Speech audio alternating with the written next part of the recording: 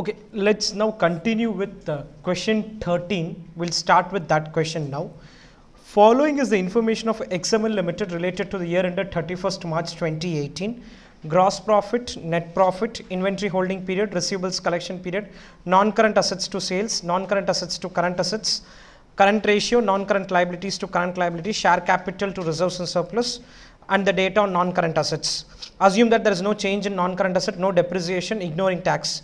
We are required to calculate COGS, net profit, inventory, receivables and cash. So the requirement is not to prepare the entire balance sheet. They have asked us to compute some of the specific ratios, which is COGS, net profit, inventory, receivables and cash. Some of the missing information needs to be computed by us. Let's start. I have gross profit margin, net profit margin, inventory holding period, receivables collection period. All this is there, and in the end I get this information. Non-current assets is 50 lakh. This is the data which is going to help us in doing most of the requirements. Non-current assets is 50 lakh. So non-current assets to sales is 1:4. So sales is 2 crore. Sales is 2 crore. So this is the first information. My GP margin is 20%. So COGS is 80%. 1.6 crore. COGS is 80% of sales. 1.6 crores. Net profit is 10% of sale, which is 20 lakh. Net profit is 10% of sale, which is 20 lakh. For inventory calculation, we are going to use the formula of inventory holding period, which is COGS into 3/12. COGS into 3/12. So this is 40 lakhs. COGS is 1.6 crore into 3/12. We also have receivables calculation. For that, you are going to use receivables collection period, which is sales into 3/12. Sales into 3/12, which will be 50 lakhs. And the last requirement is cash also needs to be calculated. So I have sales, I have inventory of 40 lakhs, receivables of 50 lakhs. Somewhere we are going to use the formula of non-current assets to current assets. Non-current assets to current assets is 1:2. Non-current assets are fixed assets, which are 50 lakhs. So current assets is going to be 1 crore. In that, you know inventory, you know debtor, cash is going to become a balancing figure. Let's come to question 14. Calculate the return on capital employed in bracket total asset from the following information relating to company X and Y. Net sales, total assets, net profit, turnover of total assets and gross margin. Basically, we are going to try to fill that table. Go through this.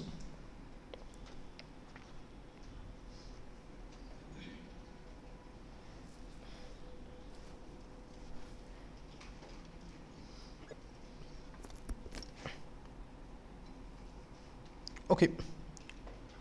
They have asked for return on capital employed. In bracket they mentioned total asset basis. Basically, capital employed means fixed assets plus current assets minus current liability. I can make an assumption that there are no current liabilities, so your total assets is going to be equal to capital employed. So they mentioned return on capital employed. Capital employed in bracket they mentioned total asset. Capital employed in bracket they mentioned total assets. Your capital employed is fixed asset plus current asset minus current liability, or equity plus debt plus preference. Coming to this table, first this item is 5720 by 25%. 5720 by 25%. Last line, gross margin 5720 in bracket 25%. In bracket 25%. So that will give me the sales figure. What is the sales number? 20,000? 22,880. Turnover of total assets. Turnover of total assets.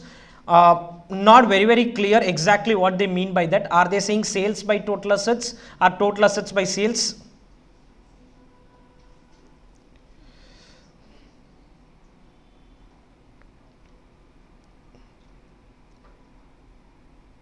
Just give me a minute.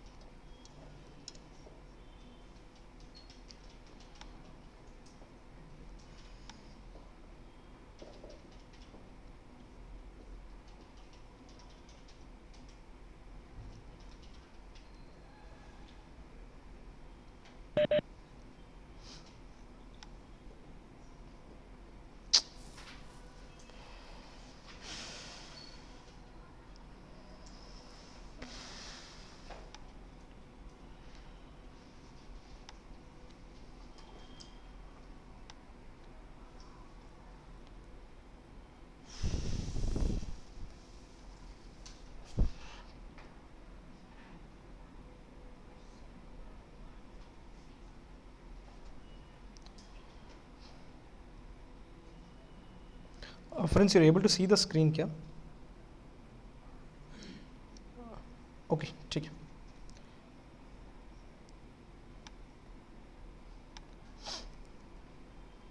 Okay, so 5720 by 25%, that's the sales figure. Turnover of total assets is not very clear, but I'll take it as sales by total assets. So this is 22,880 by 55,500. What's the number you get? Turnover of total assets, 22,880 by 55,500. Point?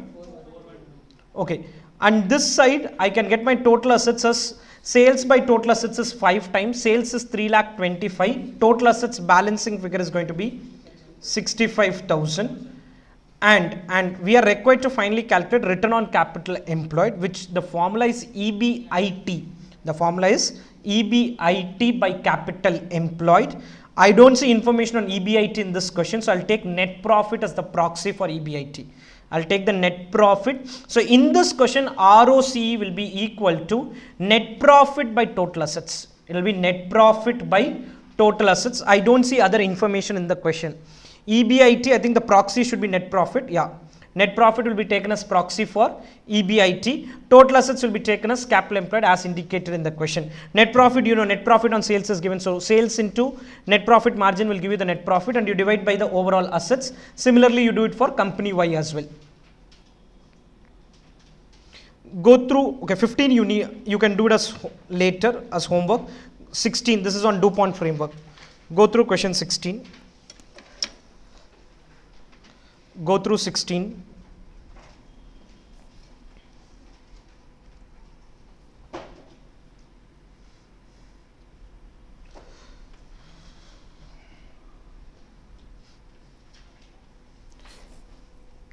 Okay, now we have a normal formula for calculating ROE. ROE is nothing but net profit or EAES by amount of equity. If you calculate ROE that way, or you do ROE as per DuPont framework, the answer is going to remain same. But the question would sometimes ask based on the DuPont model. So the normal formula for ROE is net profit by equity. Net profit by equity or EAES by equity. Net profit in this question is net income. Net income means profit after tax. Operating income means EBIT. The term operating income means EBIT. The term net income means profit after tax. So 3,60,000 by 4 lakhs into 100. This will give you the ROE as per the normal formula. But in exam, I cannot present ROE like this. So what DuPont has said is ROE is net profit by sales. Net profit by sales. The formula doesn't have sales as the denominator. Your ROE formula doesn't have sales as the denominator. So he said sales by total assets. And then he said total assets by equity. Net profit by sales is technically called as net profit margin. Sales by total assets is called as what? What formula is this? Total asset turnover ratio, and this is technically called as equity multiplier.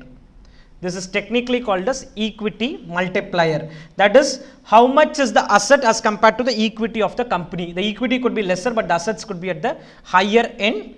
Rarely it could be lower also, but mostly it will be higher than your equity. So that's your equity multiplier. Instead of directly using net profit by equity, you will have to use it in 3 different ways. You will have to first do net profit by sales, and then do sales by total assets, and then do total asset by equity. Will the answer be different than 90%? No, it's going to turn out to be the same 90%. But DuPont framework means you will have to do it this way. So the question has given net profit margin is 12%. Asset turnover is 2.5. Equity multiplier is not given in the question, so we may have to calculate the equity multiplier. Equity multiplier is total assets by equity. Equity is given in the question, which is 4 lakhs. I need this total asset. 3,60,000 is the profit. 12% is the profit margin, which means sales is 30 lakh.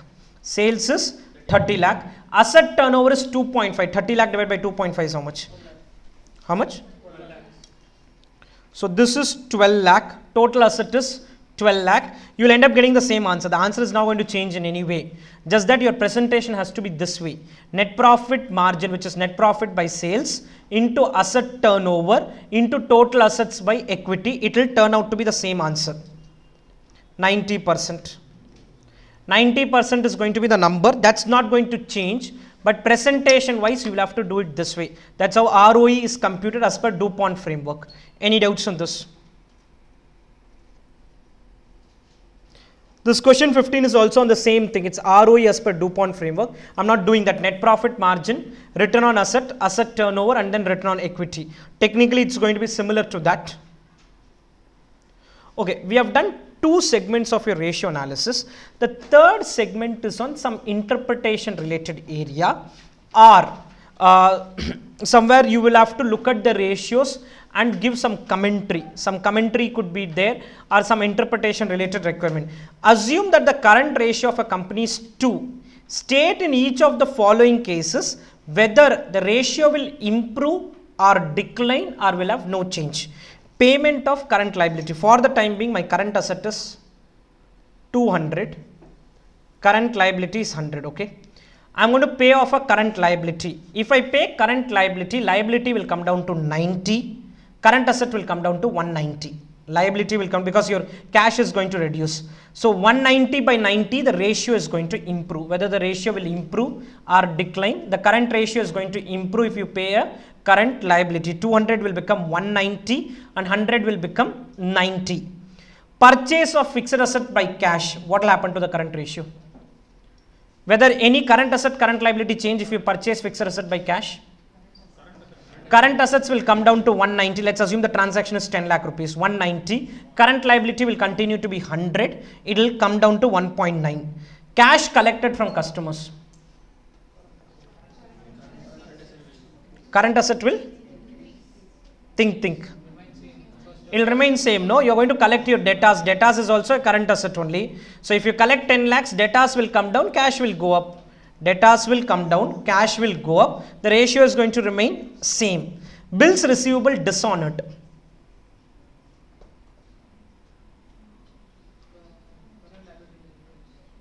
Current? Why will liability increase? I at least see no change in this. The reason is bills receivable is anyway part of my current asset. Instead of bills receivable, it should now become sundry debtor. Instead of bills receivable, it should now ideally become sundry debtor. So what is the bills receivable in my books of accounts? Is it part of current assets or not part of current assets? Part of current assets. And now it will be called as debtor. If you are going to say that I am going to write it off, then that's a different story. If you are going to write off this amount, then your current ratio will get impacted. I at least don't see any impact. Let's see. Bills receivable dishonored means from bills receivable it will be now called as debtors. If you call it as debtors or you call it as bills receivable, doesn't really matter. Both items form part of current asset. Issue of new shares. Will any current asset, current liability change? Cash or bank will be received, so your current assets will go up. Current assets will go up, so ideally it should improve.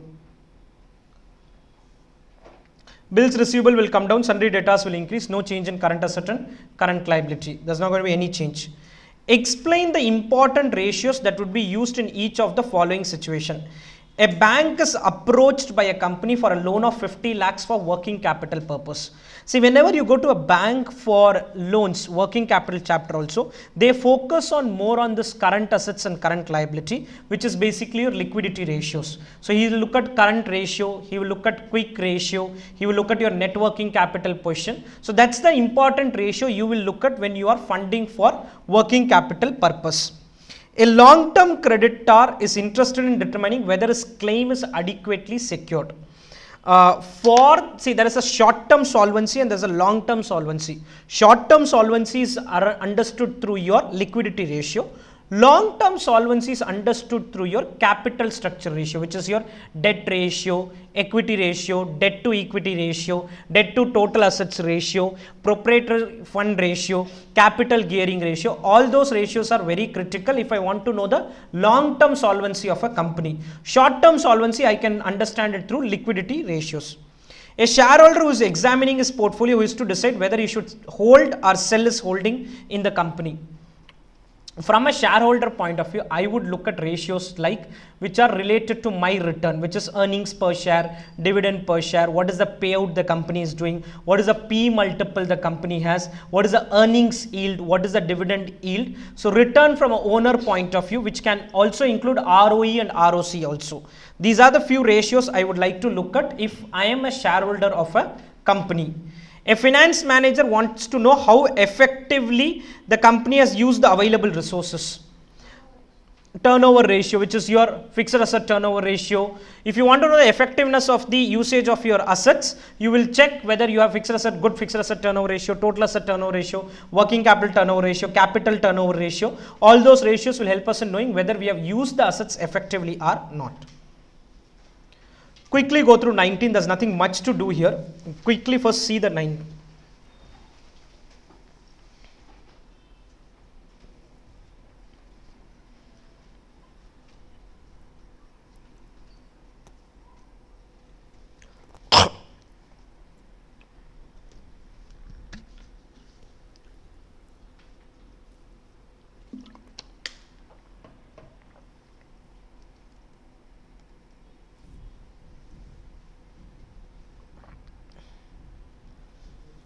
Okay, I am required to comment on the ratios. Now they have given 2017, 2018 an average. So when I'm going to pass my commentary, one comment would be 2018 as compared to 2017 and another comment would be on the average also. For example, first liquidity ratios. The company, if I look at a broad overview, current ratio has improved in line with the industry. Quick ratio has improved in better than the industry. Receivables turnover, inventory turnover, receivables collection period, that's on the working capital side. So from a liquidity point of view, I can say that the current ratio of the company has shown an improvement. It has improved from 2.2 times vis-a-vis 2.5 times, and with the improvement, the ratio is in line with the industry average.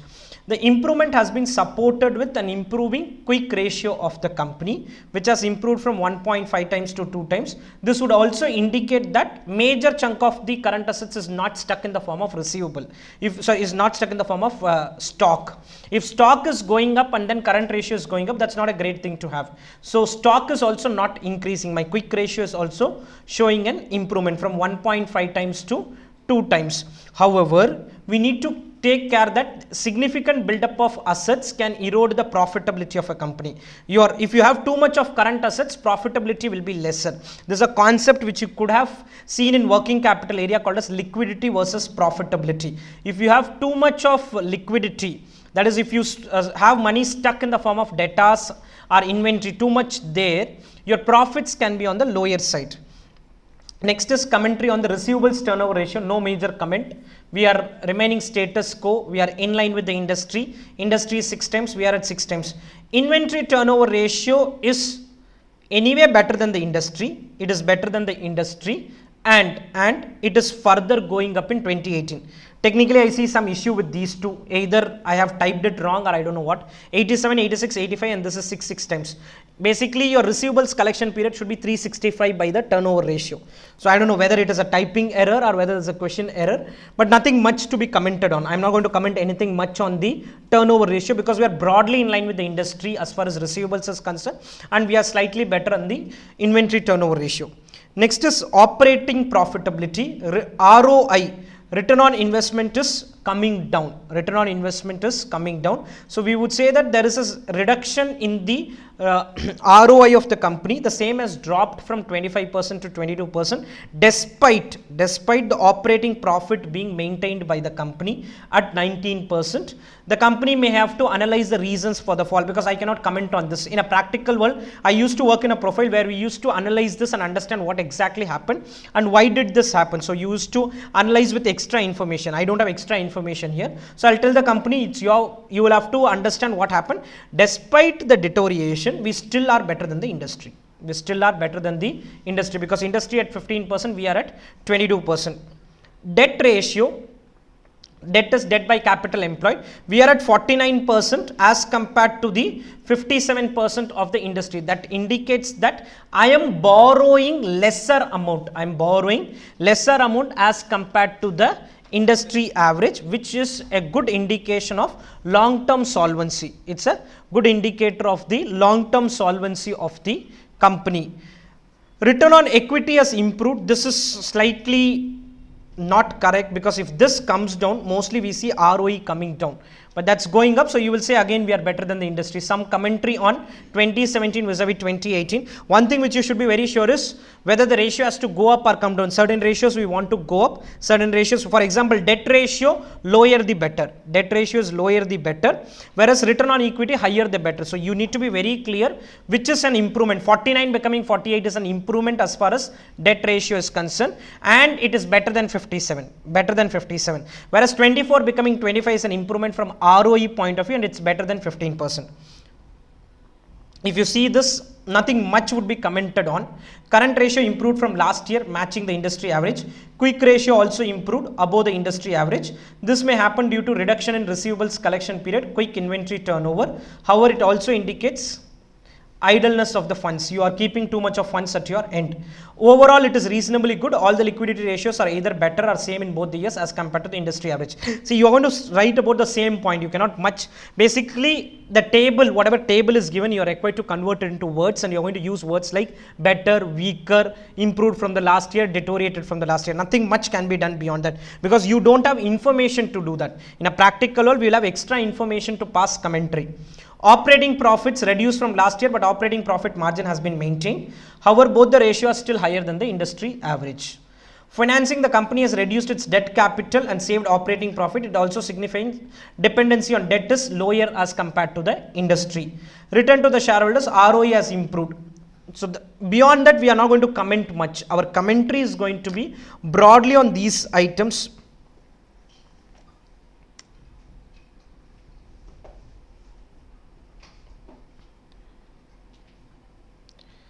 Page 186, there are some 4 new questions of the latest one. In that, I just want to discuss question 3.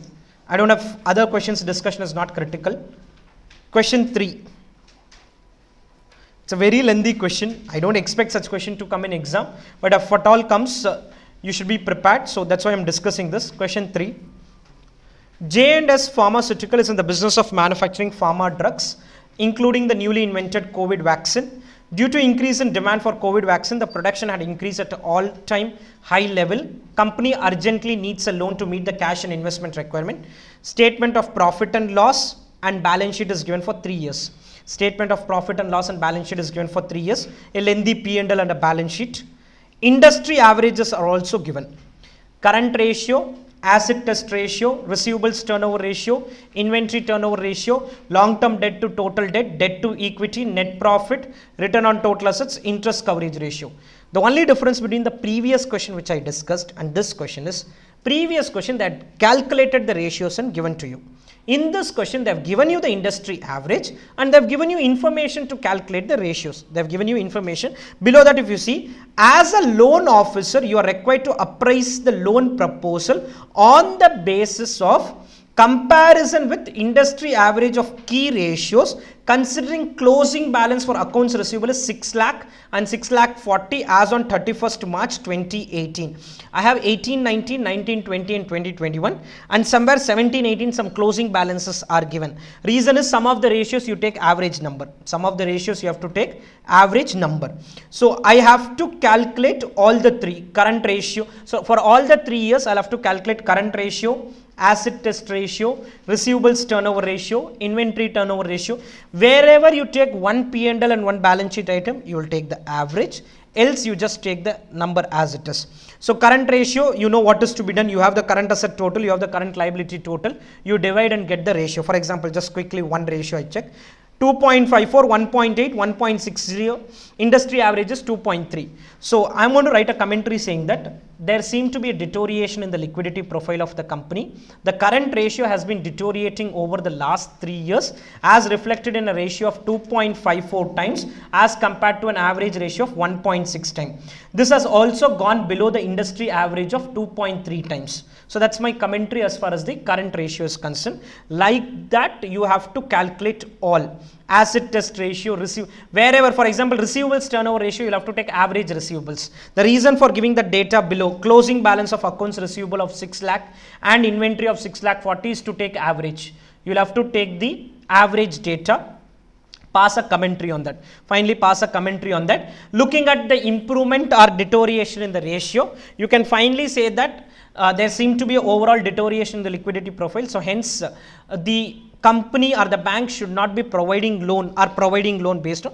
However, you should also take into additional factors. In a practical way, it's not only ratios. I also need to look into the future prospects. I also need to look into this companies into some pharmaceutical drugs, which is a fairly stable industry. Plus, it is also critical that vaccine manufacturing is increased. These are called as non-financial factors. You will learn that more in detail at CA final in SCMP. But it's not only financial factors, you also take into consideration certain qualitative factor.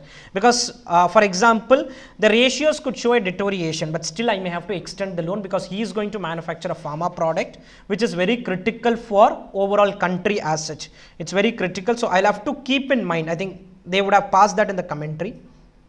However, before jumping to the conclusion relying only on the key ratio, it's pertinent to keep in mind the industry. Company dealing in with the pharmaceutical drug is one of the major contributor and is expected to grow further. COVID situation, people are more cautious towards the health. That's why analyzing the loan proposal, both the factor financial and non-financial has to be kept in mind. We normally don't give a conclusion. That's how the analysis would ideally be done, because whenever non-financial factors come into picture, you cannot give a conclusion, because what is critical or what is not critical, the bank has to finally take a call. This is as far as your ratio analysis part is concerned. 3 types of question. One type where you have to prepare a P&L and a balance sheet. Second type where you will have to calculate ratios. They would have given some information. In that you also have ROE as per DuPont framework, which you cannot use the normal formula. And third is the interpretation or commentary type of a question. Now I'll move to, we'll move to an area called as cost of capital. Go through the initial theory which is there in page 27. There's some good amount of theory which is there. I think 2 pages or so. Go through the initial theory.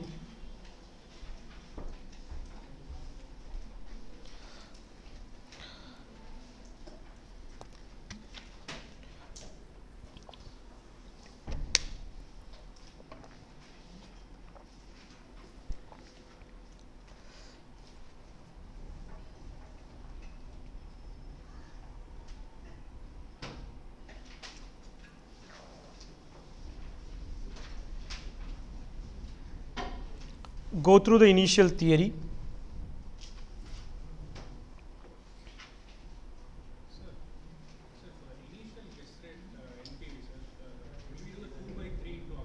I'll come to it. That is in capital budgeting. Here it will not work that way. I'll come to it.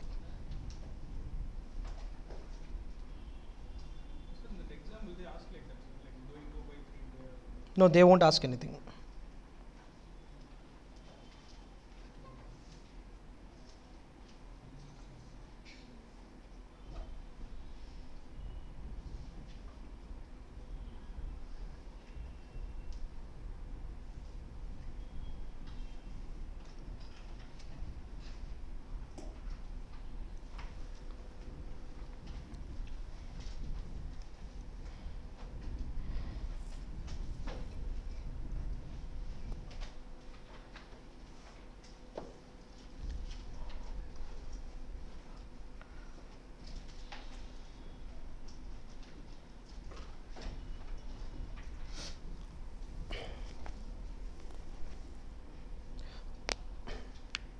Okay, I'll start maybe discussing itself.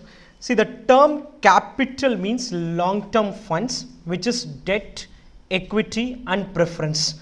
From a problem solving point of view, we'll have to first understand how do you calculate cost of debt, cost of equity and cost of preference, and then we combine this together and calculate something called as WACC, weighted average cost of capital, or WMCC, weighted marginal cost of capital.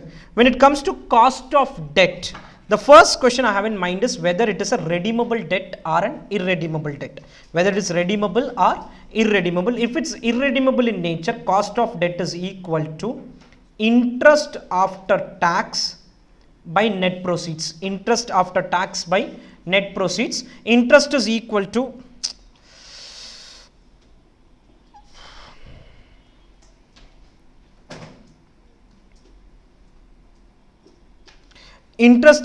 face value into coupon rate. Interest is equal to face value into coupon rate. Interest after tax is interest into 1 minus tax rate. Net proceeds is, if it's a new issue, it's called issue price minus flotation cost, and if it's an existing issue, it's current market price. For net proceeds calculation, we will always try to see if there is a possibility of a new issue happening.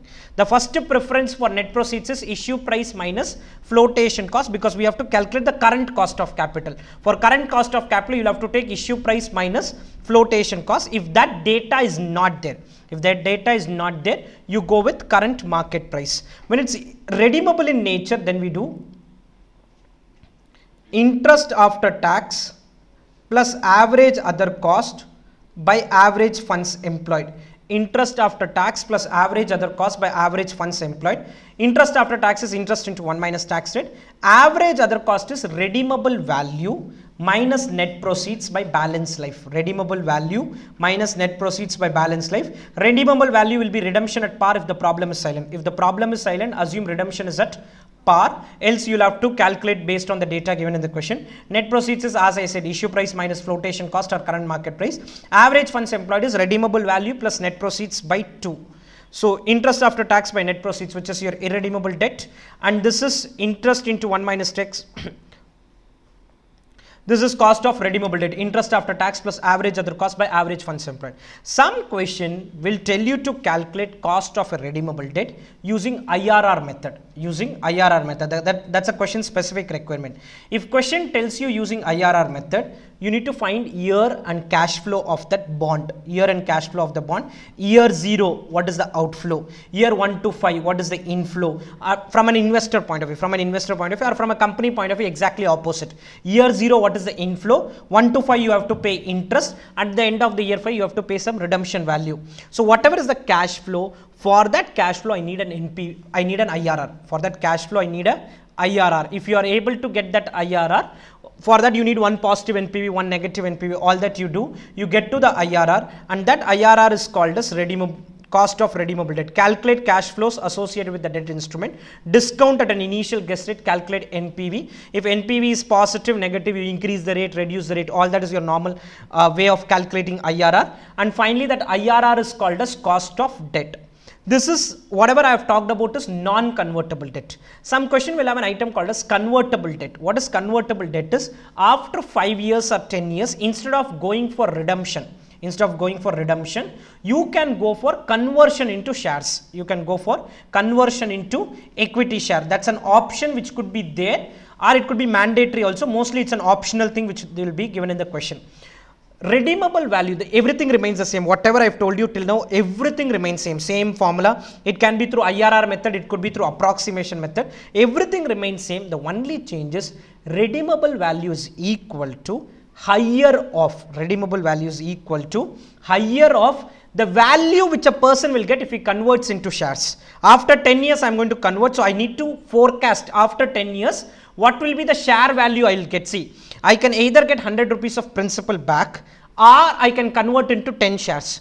Today I have to ascertain that 10 shares will be worth how much after 10 years. That's my assumption. If those 10 shares are going to be worth 80 rupees, redemption value is 80 or 100, whichever is higher. Redemption value is 80 or 100, whichever. If those 10 shares are going to be worth 150 rupees, 150 or 100, whichever is higher. 150 or 100, whichever is higher. Everything else remains same. The formula will be the same thing. Redeemable value minus net proceeds by balance life. Or you do it in the IRR method. The question may even ask you to do in IRR method. Everything remains same. The only change is higher of debt redemption value or fair value of equity post conversion. Higher of debt redemption value or fair value of equity post conversion.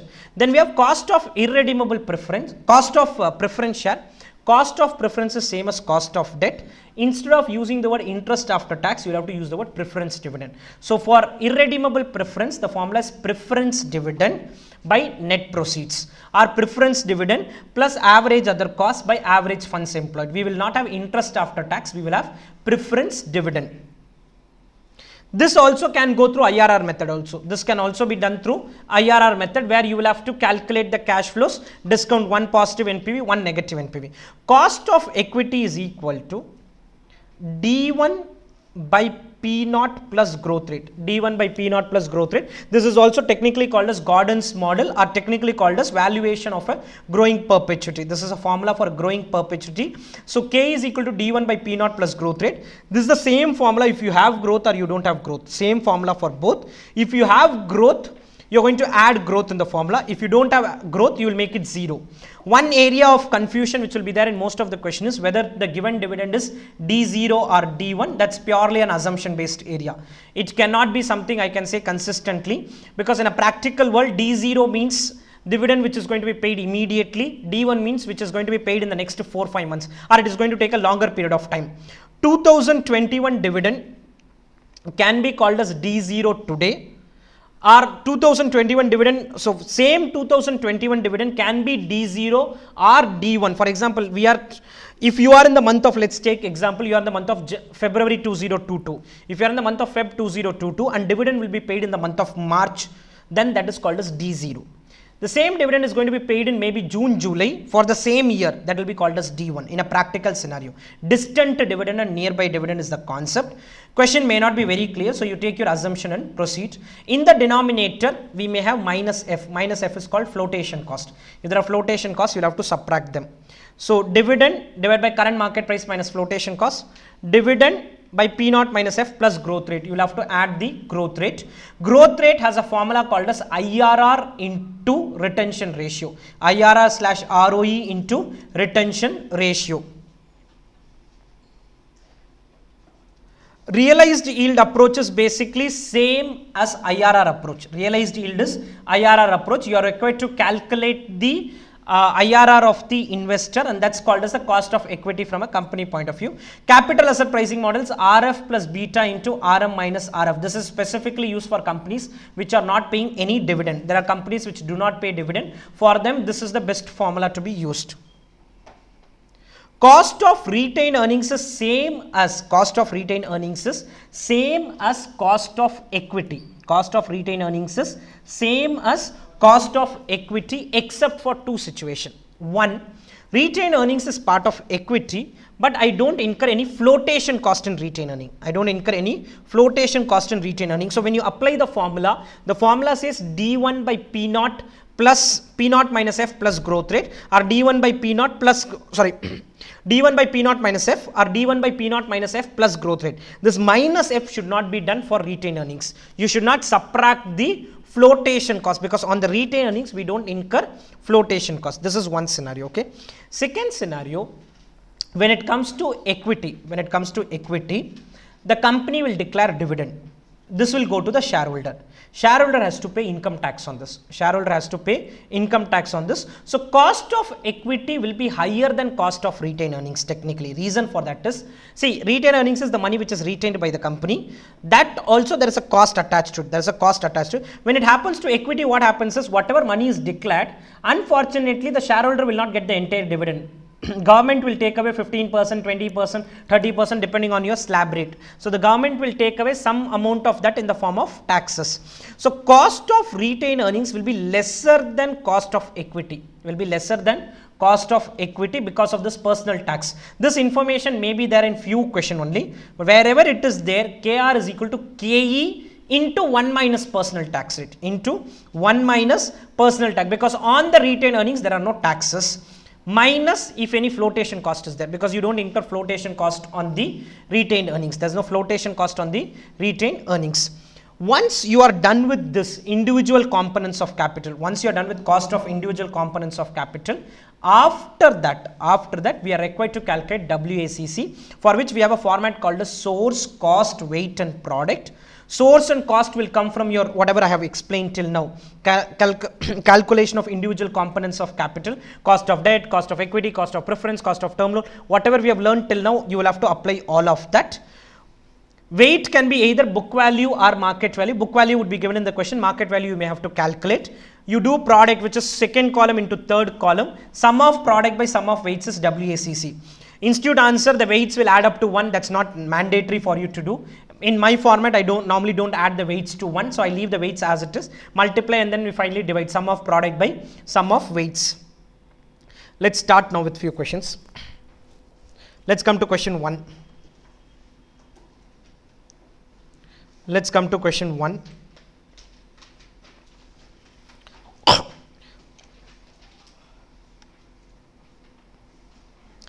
A company's equity share is quoted in the market at 25 per share currently. It pays a dividend of 2 per share. Investor expects a growth rate of 6%. You are required to calculate, we'll go step by step, cost of equity capital. The first requirement is cost of equity capital. Question has given information on growth rate. Question has given information on dividend. The only headache is that to D0 or D1. That's a headache which will always be there. If time permits in exam, your wish you can do both, assuming that to be D0 and assuming that to be D1. If time doesn't permit, then you will have to write a note saying that what are you doing. So now write K is equal to D1 by P naught minus F plus growth rate. D1 by P naught minus F plus growth rate. My assumption is this 2 is D1, okay? That's my assumption. You want to take an alternate assumption, that's up to you. I am taking that to be D1. 2 divided by 25 plus 0.06. 2 divided by 25 plus 0.06, 14%. 2 by 25 plus 0.06, it will become 14%. I took an assumption that this given dividend is D1, which is a distant dividend. The given dividend is D1 is my assumption. Clear? Any doubts on this? If the growth rate is 8%, what is the market price? So now they're saying growth rate was 6% in part 1 of the question. I want to change that growth rate. I want to change that growth rate. Same thing we are going to do. K is equal to D1 by P naught plus growth rate. If I interchange this, P naught is equal to D1 by Ke minus G. G goes this side. Ke minus G. So P naught is equal to D1 by cost of equity minus growth rate. Cost of equity minus growth rate. D1 is 2 rupees. Cost of equity is 14%. Growth rate is now 8%. Growth rate is 8%. So this is 33.33. 2 by 14 minus 8%. 2 by 14 minus 8%. 33.33. Clear? This is with an assumption that the 2 rupees per share is D1. If the company issues 10% debenture of face value of 100, realizes 96, which are redeemable after 12 years at a premium, what is the cost of debenture? Assume tax rate to be 50%. See, the tax rate is not an important information as far as cost of equity was concerned. But for debenture, it could be an important information. So the tax rate data is also there. We are required to calculate cost of debt. This is a redeemable debt. This is a redeemable debt. So redeemable debt, cost of debt is equal to interest after tax plus average other cost by average funds employed. Interest after tax plus average other costs by average funds employed.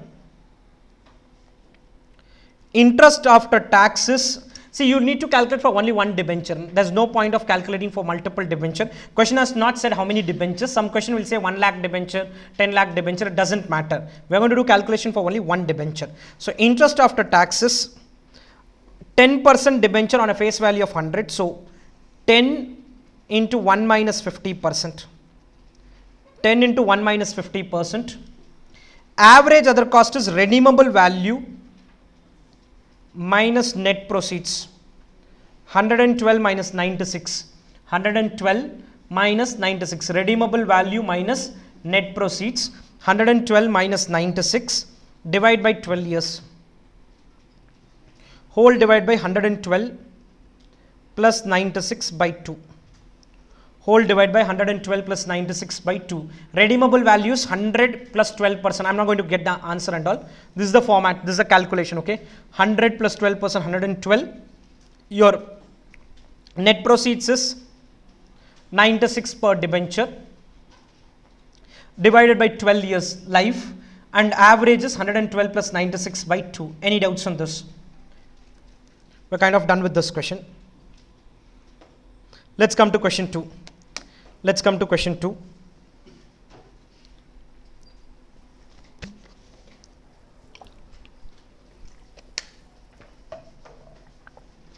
A company issues 10 lakh 12% debentures of 100 each. Debentures are redeemable after a period of 7 years. 35% tax rate. Calculate cost of debt if debentures are issued at par. 10% discount. 10% premium. If brokerage is paid at 2%, what will be the cost of debenture if issue is at par? Totally 4 situations are there. Totally 4 situations are there in the question. One is issue at par. Second is issue at 10% discount. Third is issue at 10% premium. And fourth is issue at par with a 2% brokerage. Issue at par with a 2% brokerage. One part is, the formula says interest plus average other cost by average funds employed. We may see a scenario where average other cost can be negative also. Average other cost can be negative, which basically mean when I'm issuing it at a higher price, and when I'm redeeming it at a lower price. So instead of average other cost, technically it's an average other income for the investor, average other income for the company, average other income for the company. So we may see a scenario where average other cost can be negative. I'm going to just use that formula now. First situation, interest is, I'm least bothered about this number. Least bother about this number. It's 100 rupee debenture. 12% is the interest rate. 12% is the interest rate. 12 into 65%, how much? 1 minus tax rate. 12 into 65%. 7.8 plus 7.8 plus redeemable value minus net proceeds by life divided by redeemable value plus net proceeds by 2. There's no information on redemption. No information on redemption. Par 100. Issues also at par. 100 minus 100 by 7. 100 plus 100 by 2. 7.8 plus 100 minus 100 by 7 and 100 plus 100 by 2. This is if you are issuing it at par. Second scenario, you are issuing it what? Discount of 100 minus 90 by 7. 100 plus 90 by 2. 100 minus 90 by 7 and 100 plus 90 by 2, because we have issued it at a 10% discount. We have issued this at a 10% discount. Third scenario, issues at what? Premium. 100 minus 110 by 7. Redeemable value will remain 100 only for all the scenario. Net proceeds for the first scenario is 100. Second scenario is 90. Third scenario is 110. This is a negative average other cost scenario. Negative average other cost, 100 plus 110 by 2. 100 plus 110 by 2. Last scenario, issues at par, but there's a flotation cost of how much? So 100 minus 98. Net proceeds is issue price minus flotation cost. Issue price minus flotation cost. 100 plus 98 by 2. Issue price minus flotation cost. Clear? 100 minus 98 by 7, whole divided by 100 plus 98 by 2. Any doubts on this? I am least bothered whether there are 10 lakh debentures, 1 lakh debenture, 1000 debenture. I am going to broadly do my calculation in this manner. Let's come to question 3. A company issued 14,000 12% redeemable preference share. That 14,000 number is of no use to me. 12% preference share of 100 at a premium of 5. Redeemable after 10 years at a premium of 10. Flotation cost is 2. You are required to calculate cost of preference capital with dividend distribution tax of 20%. This is not something which can get tested now, but this question has this. Dividend distribution tax was there something which companies were required to pay when they were paying dividends. Companies have to pay dividend. On top of that, they have to pay dividend distribution tax. So both were expenses of the company. When you pay interest, you get tax saving. But when you were paying dividend, companies were required to pay on top of the dividend a dividend distribution tax. So when you calculate dividend per share, to that dividend you will have to add dividend distribution tax. I want you to quickly calculate this. KP is equal to preference dividend. I want you to try average other cost by average funds employed. Preference dividend, average other cost by average funds employed.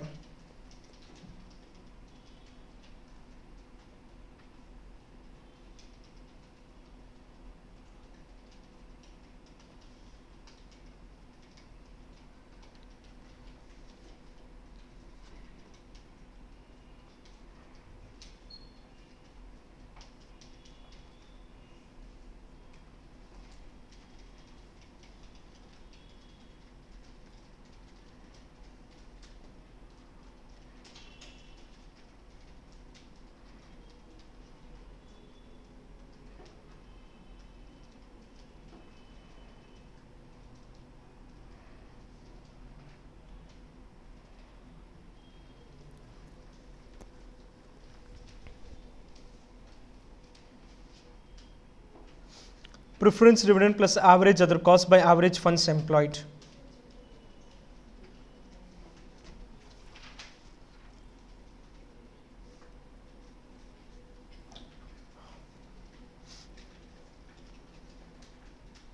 The preference dividend will be 12 plus that 20% extra. This adjustment of dividend distribution tax may not come now onwards, but in this question we have that 12 plus extra 20%, which is 14.4. Average other cost is redeemable value minus net proceeds by balance life. What is the redeemable value? 110. Net proceeds 105 minus 2. 105 minus 2. Issue price minus flotation cost, which is 103. Life is 10 years. Whole divided by 110 plus 103 by 2. 110 plus 103 by 2. Any doubts on this? I'm least bothered whether there are 40,000 shares or 10,000 shares or 2,000 shares. We are just going to do calculation for 1. Any doubts on this? Okay, let's proceed to this. XYZ Limited is currently earning a profit after tax of 25 lakhs. Its shares are quoted in the market at 450. Company has 1 lakh shares outstanding, no debt. Same level of earnings will be maintained for future years also. 100% payout. Calculate cost of equity, and then they are changing the payout ratio. What will be the cost of equity? So two parts. One, they are asking original cost of equity, and then they are changing some ratio. They are asking us to calculate cost of equity. See, wherever there is dividend payout data there in the question, your cost of equity will be D1 by P0 minus F plus growth rate. D1 by P0 minus F plus growth rate. If that data is not there, then you may go through your capital asset pricing model, which is RF plus beta into RM minus RF. So cost of equity is equal to D1 by P0 minus F plus growth rate. D1 by P0 minus F plus growth rate. Question is saying company has a 100% payout policy. 100% payout means retention is 0. If retention is 0, growth will be 0%. The formula for growth rate is retention into IRR. Retention into IRR. Part 1 of the question, there is no growth. There is no growth in this question because the question says it has a 100% payout policy. It has a 100% payout policy. So if you have a 100% payout policy, growth is 0, and that's a better question because whenever growth is 0, I don't have a confusion of D1 D0. D1 D0 confusion will not be there because D1 is D0 plus the growth rate. So if growth itself is not there, that headache will not be there. So growth is 0. D1 is 25 lakh by 1 lakh. Entire profits will be paid out. Entire profits will be paid out 25 lakh by 1 lakh. So 25 by 450 plus 0 is the cost of equity. 25 by 450 plus 0. Whatever answer comes, that's first part of the question. Any doubts on this? 25 by 450 plus 0. Because we're not retaining anything, we are paying the entire profit. Yeah, that's what the question says. Company has 100% payout policy. Last line. 100% payout policy. Second part says, I am going to have a payout of only 70%. I'm going to have a payout of only 70%. Last time I paid 25 rupees. Now I'm going to pay only 17 rupees 50 paise. I'm going to pay only 17 rupees 50 paise. Your wish whether you want to take it as D0, D1. An assumption may be needed. Your wish whether you want to take it as D0 or D1. Based on assumption, answer can undergo a change. I'm going to pay only 70%.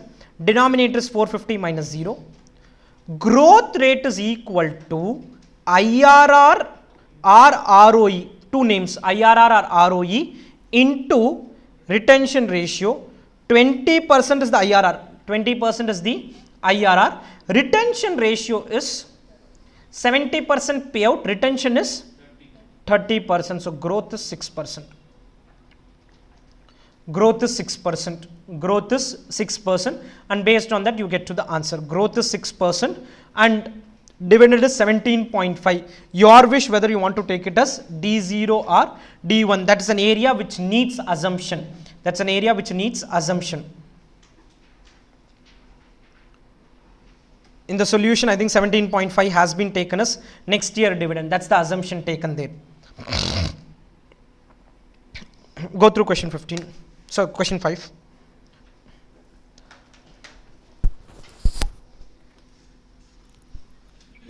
Hello. Yep. Yep.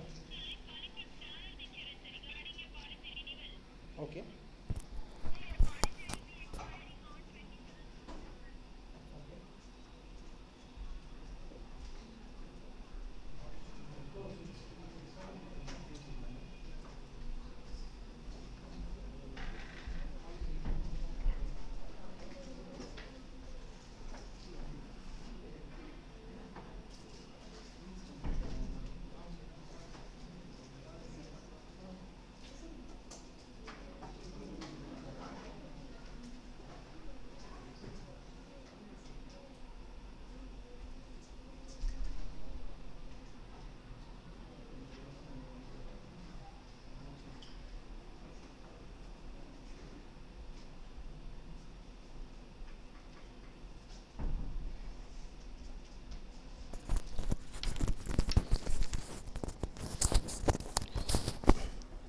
Okay, let's understand this question. We are required to calculate required rate of return for an equity share. Required rate of return for an equity share is technically cost of equity. There is before the issue and after the issue. Before the issue means flotation cost will not come in the formula. Before the issue means flotation cost is not going to come in the formula, or technically before the issue is like cost of retained earnings, because I cannot incur flotation cost if the issue has not happened. After the issue means flotation cost is going to come in the formula. So my calculation is K is equal to D1 by P naught plus growth rate. D1 by P naught plus growth rate. D1 is 20 rupees, proposes to pay 60% dividend in the current year end. Now is this end in the next 2 months or in the next 5 months or next 6 months? I don't know, depending on your assumption of D0 or D1. So this is taken as D1 is 12 rupees. D1 is 12 rupees. Price earning multiple, PIE ratio, this should have been P by E ratio. It should have been P by E ratio. P by E is price earning ratio. 6.25 is the price earning ratio, which means my market price is 6.25 times of the EPS. My price is 6.25 times of the EPS, which is 125. Stuck area is growth rate. Growth rate is something which is stuck as of now. Growth rate is stuck. Now listen. Formula for growth rate is ROE into retention ratio. Formula for growth rate is ROE into retention ratio. Retention I know. I am paying 60%. I am paying 60%. So retention is ROE, the formula is EPS by book value. ROE formula is EPS by book value. EPS on an overall basis is called earnings available to equity shareholder. EPS when you multiply with the number of shares is called earnings available to equity shareholder. Book value per share if you multiply with the number of shares is called as value of equity. So EPS is, how much is the EPS in the question? 20. I am assuming market price and book price is same. This is an assumption, okay? Market price and book price is the same is my assumption. You change this assumption, answer will undergo a change because book value per share is not given in the question. So what is the ROE number? 20 by 125 into 100. 16. Growth rate is 6.4. Growth rate is 6.4. Now, this is one part of the solution. When you do the rework scenario, which is after the issue, the only thing you need to do is in this 125 you have to subtract flotation cost. In the 125 you have to subtract flotation cost. That subtraction has to be done. Let's come to question 6.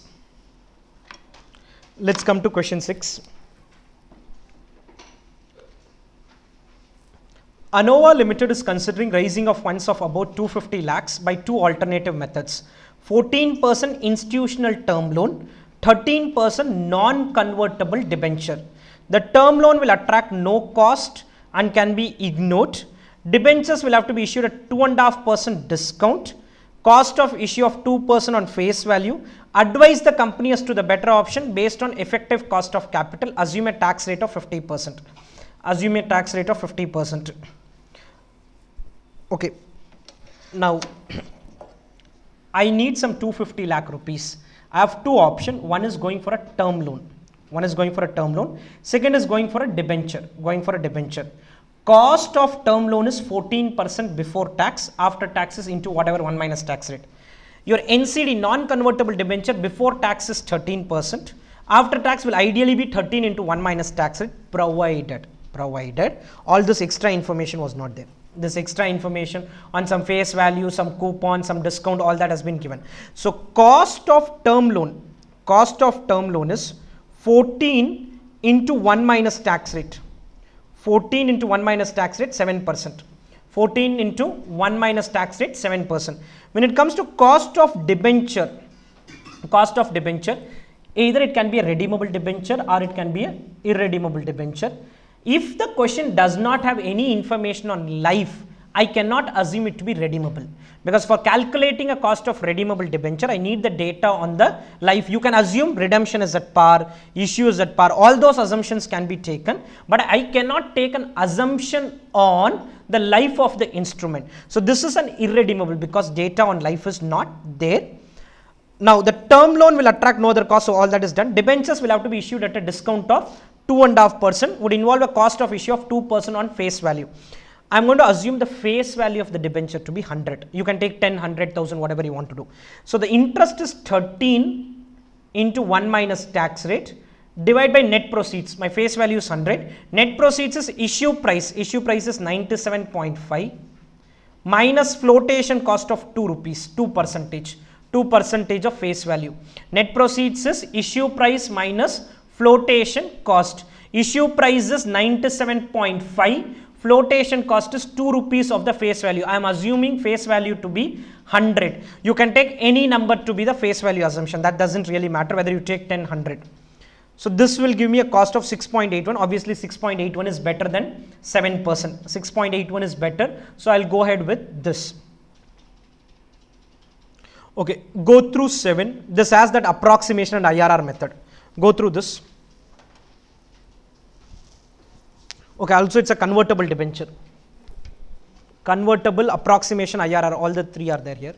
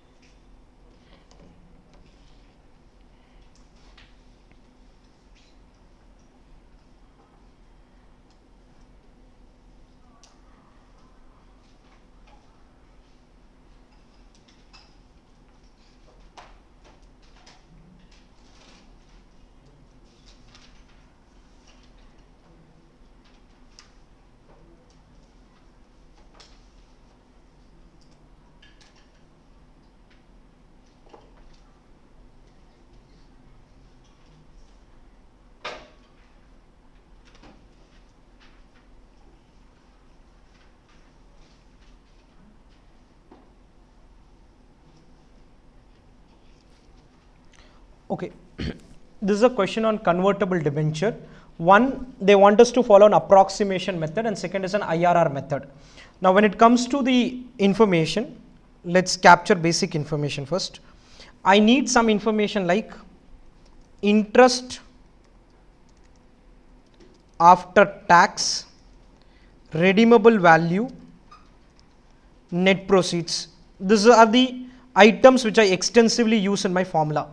Interest after tax, redeemable value, net proceeds, and life. The formula is whether it's a convertible debenture or the normal debenture, the formula remains the same, just that the word redeemable value will have two items to be calculated now. It was higher of two numbers. It was higher of two numbers. So my interest after tax here is, it has issued 20,000, irrelevant information, 10% debenture of 100 each, 10% debenture of 100 each. The tax rate is 25%. So interest after tax is 7 rupees 50 paise. Interest after tax is 7 rupees 50 paise. At maturity, the holders will have the option to convert debentures into equity shares of the company in the ratio of 1:5. It's an option, okay? It's an option. The current market price of equity share is 20, and historically this share has grown at the rate of 4%. Now listen. Price of share after 5 years.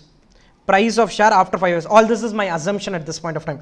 Today the price is 20.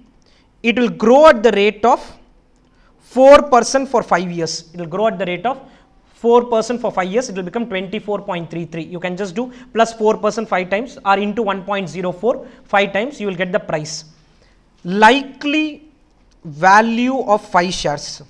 Likely value of 5 shares, which is, now it's my wish whether I want to get this 121 or I want to get 100 rupees of premium on 100 rupees of value on redemption. See, the redeemable value is 1. You redeem it at par or premium, whatever the question says. The question has not mentioned anything on the redemption at par or at premium. That is not mentioned in the question.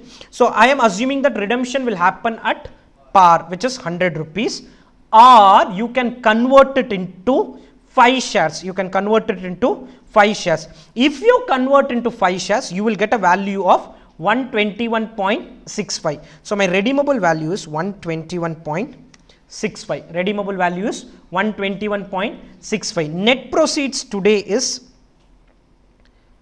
they have not mentioned, I think, anything on issue price, flotation cost, nothing is mentioned. So today it would have been issued at par, 100 rupees.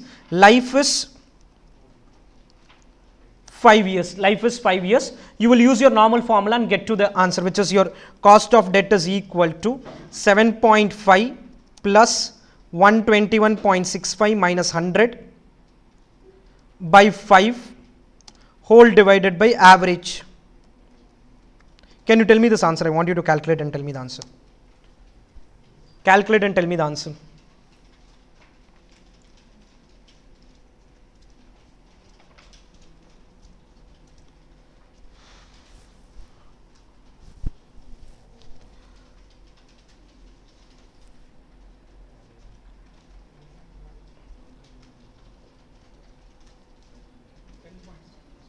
How much? 10.7. Okay, whatever, just check the answer. 10 point.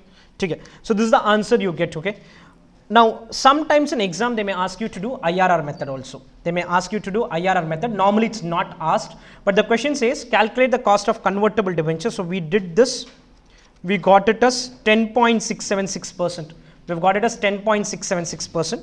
Next requirement is using internal rate of return method. The reason I wanted this answer is I have this 10.67 which I have calculated. For IRR I need an initial guess rate. This question not a problem. I can use 10 and 15. I can use 10 and 15 because that's below the table. So approximately one will be positive, one will be negative. Else my initial guess rate will be 11%. What is that? 11 is 10.67 you got. Closer number is 11%. So I'll start with that rate. I'll start with 11%, see whether I get positive NPV or negative NPV and increase or reduce the rate. Now for calculating IRR, listen.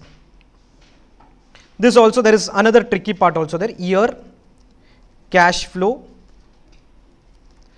PVF at 10%, DCF, PVF at 15%, and DCF.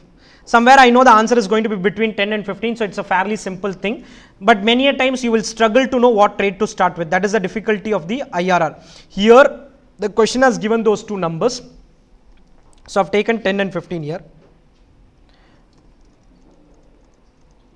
Now you can put your cash flow from company point of view, or you can put your cash flow from investor point of view. Both will give the same answer finally. If you put from company point of view, company gets an inflow of 100 rupees on day 0. Company gets an inflow of 100 rupees on day 0. They have to pay 7 rupees 50 paise every year. They have to pay 7 rupees 50 paise every year, and in the end have to give free shares of 121.65. Have to give free shares of 121.65. You can calculate IRR for this. You can calculate IRR for this. Just give me a minute.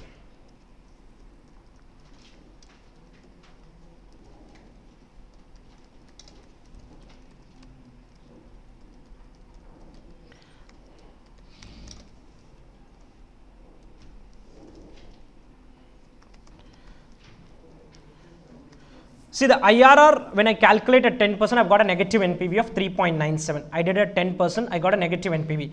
The rule, when you would have gone through IRR analysis, the rule would have said if you get a positive NPV, you have to increase the rate. If you get a negative NPV, you have to reduce the rate. That's what the IRR approach would say. If you look at the cash flows which is written there, any normal problem we would have done IRR, if you have checked those questions, you will find that there will be an initial outflow. And every year there will be an inflow. There will be an initial outflow, and every year there will be an inflow. This is exact opposite. This is exact opposite. So here the rule is also exact opposite. If you get a negative NPV, you should increase the rate, and if you get a positive NPV, you should increase the rate. You don't want all this headache. Means I'll write the cash flow from an investor point of view. I am the investor, okay? I'm going to give 100 rupees today. I'm going to give 100 rupees today. Every year I will get 7.5, and in the end I'll get 7.5 and 121.65. So I've got a positive NPV. Now increase the rate, you get a negative NPV and you get to the answer. Whatever way you are comfortable, one positive and one negative NPV is readed. Net the IRR answer is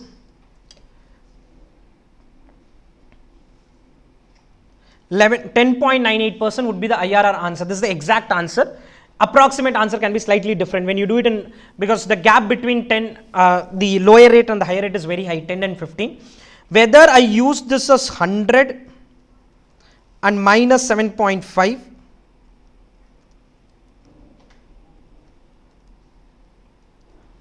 or whether I use the positive, negative or negative, positive, the answer is going to be 10.98 only. Answer is going to be 10.98. It doesn't really matter what approach you are using. The answer here, this is the approximate answer. This is not the exact answer. 11.08 is still an approximate answer. The reason for this still being an approximate answer is, in this 11.08, the problem with this 11.08 answer is, we are technically using a gap which is very high. The rule says the gap between L1 and L2 should be as low as possible from an IRR point of view. So here the gap is slightly on the higher side, and that is why the accurate answer is not 11.08. Exact answer, if you want, it is 10.98. Exact answer is 10.98. Clear? Any doubts on this? Any doubts on this part? This is your IRR calculation or cost of debt. Up to you whether you want to write minus 100 as the day 1 figure or plus 100 as day 1 figure. That's up to you. You write minus 100 and then write the series of inflow, or write plus 100 and write a series of outflow. Both will give you the same answer in the end. The only thing is, if you write a positive and then series of negative item, if you get a positive NPV, you have to reduce the rate. If you get a negative NPV, you have to increase the rate. Let's come to question 8. Development Finance Corporation issued zero interest deep discount bond of face value 1,50,000, issued at a price of 3750, repayable after 25 years. Compute the cost of debt if there is no corporate tax. Now this is a deep discount or a zero interest bond, doesn't pay any interest. So there is zero interest payout by a zero interest bond. So my formula of cost of redeemable debt, cost of irredeemable debt, nothing helps there. Nothing helps there. So you are required to calculate IRR. You are required to calculate basically IRR of the bond. IRR of the bond. So year 0, 3750 outflow or inflow, your wish, okay? Whether you want to write from an investor point of view or from a company point of view. And year 25 inflow is 1,50,000. 3750 is an outflow or inflow today, and after 25 years you will get 1,50,000. Now what rate to start with is very, very tricky for a deep discount bond. It is very difficult to know what rate to start with. What you can do in calculator basically is, you will calculate for 25 years, you calculate a factor, you do a 10%, 12%, 13%, 14%, and then calculate the NPV in the calculator itself. If you are getting an NPV as 0, start that as the initial guess rate, closer to 0. If you are getting an NPV close, because I don't have any of the formula used, you will not get to the answer. The best thing is if they give you 2 tables below the question, it is good. Else, what you can do is, because it's only one cash flow, for 25 years,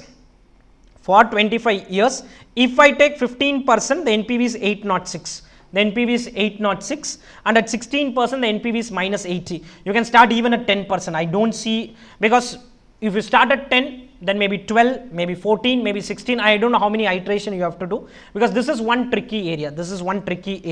Because none of the formula will work.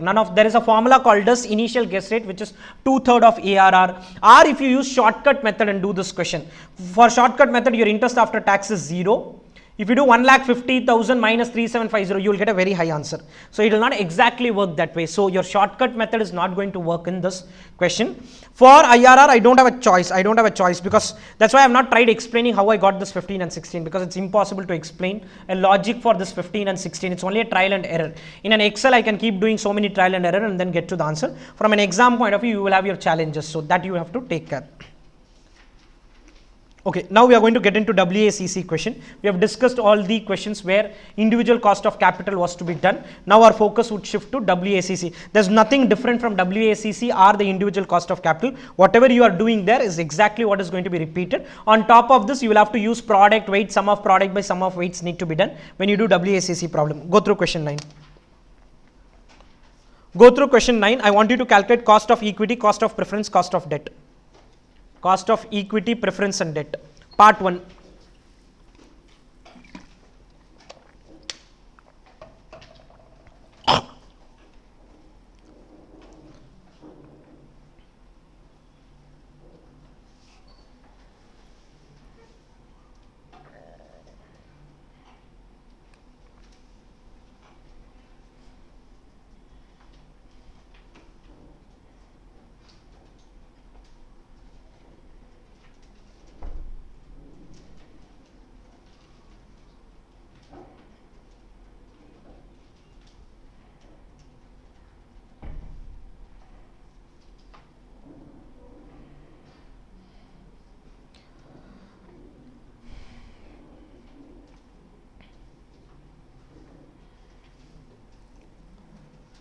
I want you to quickly get me the cost of debt, cost of equity and cost of preference.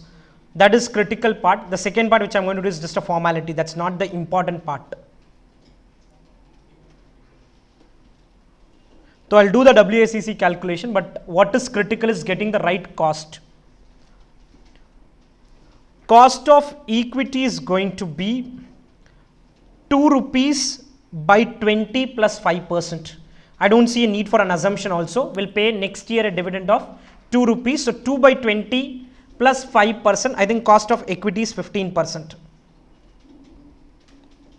Cost of equity is 15%. Cost of preference will be 11.5 as it is. Cost of preference will be 11.5 as it is.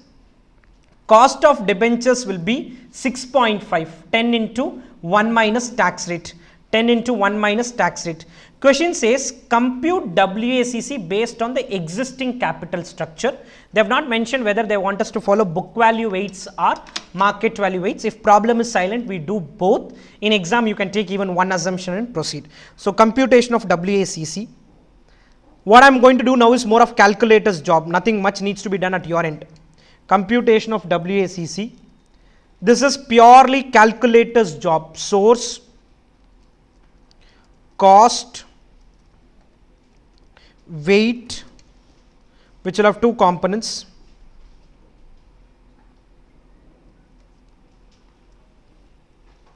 book value and market value,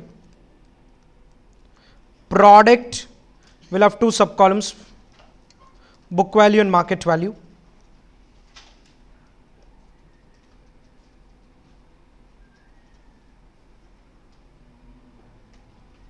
Source, cost, weight, product, book value and market value. Source we have calculated, sorry, that's given in the question, equity, preference, debentures. Equity, preference and debentures. The important part is this is what you have done the calculation. Cost of equity was 15%, preference was 11.5 and debenture is 6.5. If you go wrong here, everything else will go incorrect. I don't want any errors at this stage.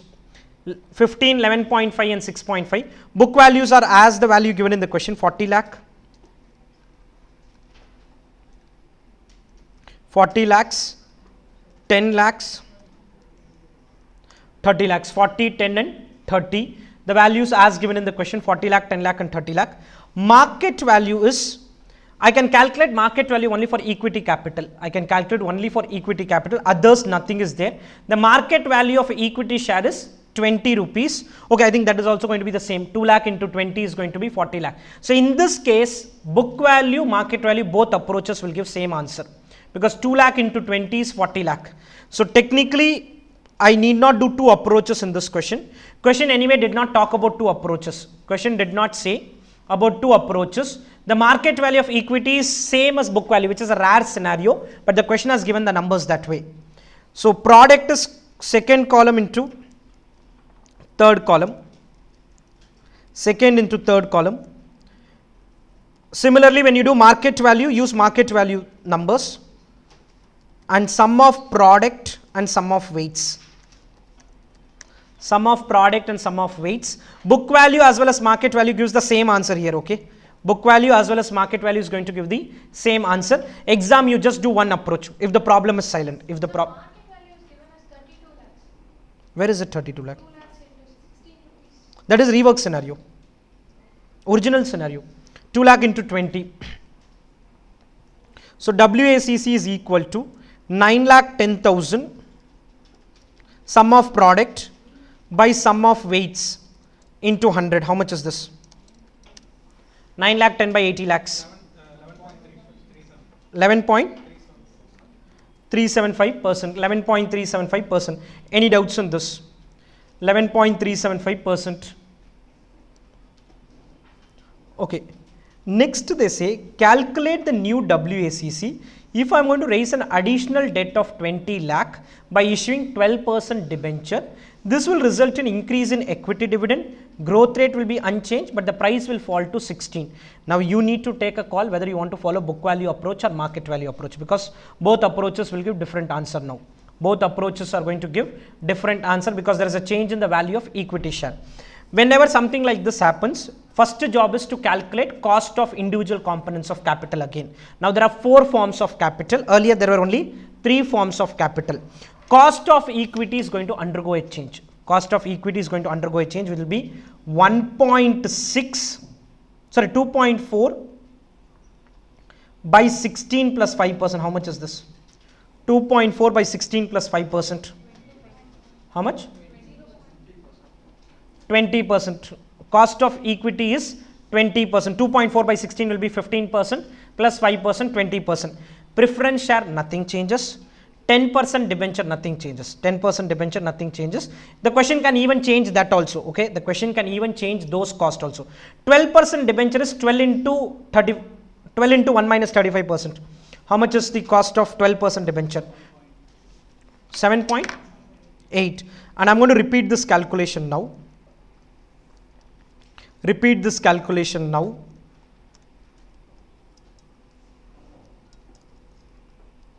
Cost of equity is 20, preference remains same. I have 12% debenture and I have 10% debenture. There are 2 debentures. 10% debenture, yep. So is this process of raising additional capital marginal cost of capital? Is this WMCC? No, this is not exactly WMCC. This is not WMCC. They'll ask for a WMCC schedule. Okay, 12%, 10%. 10% debt was already there in the company. This is 12% debt is 12 into 65%. 7.8. He has raised 20 lakh. Market value of equity is now 32 lakh. Market value of equity is see, I do have the flexibility to both the approaches. It doesn't take me much time. In exam scenario, you follow one of the approach, your wish. The approach is up to you. Sum of product by sum of weights will give me the answer. Sum of product by sum of weights will give me the answer. 11 lakh 6,000 by 92 lakh or 12 lakh 66,000 by 1 crore. Both the approaches will give a different answer now. Both the approaches will give a different answer. Your book value approach will be different answer and market value approach will be different answer. So you will have to take care of that, okay. Here I have followed both the approaches. I think solution will have market value approach mostly. Okay, both have been presented. Both have been presented. In an exam scenario, I don't see a need for both. Your wish, you can do one of the approaches by writing a note. Clear? Any doubts on this? Go through question 10. Calculate cost of individual components of capital. Individual is 5 components are there totally. Equity, capital, preference, retained earning, debenture, term loan. For all the 5, I want you to calculate individual components of capital.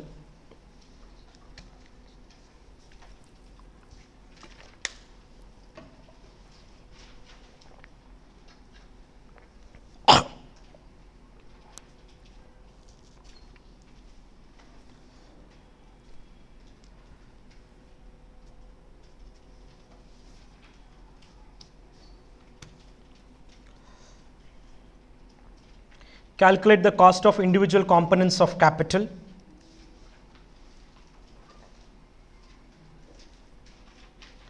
For all the 5, please take that time. I want you to do it.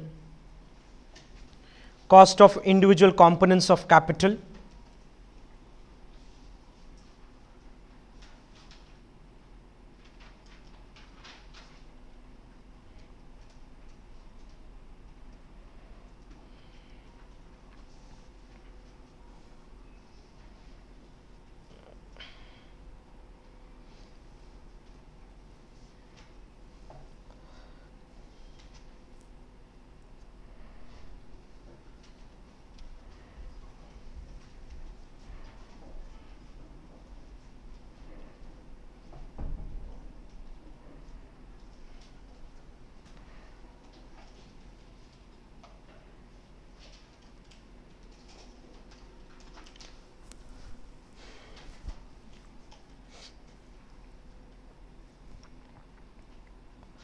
The WACC part I'll quickly show it in the system. That's not going to take much time. Important part is cost of individual components of capital. WACC calculation can take good amount of time, but there's no major thing to be learnt there.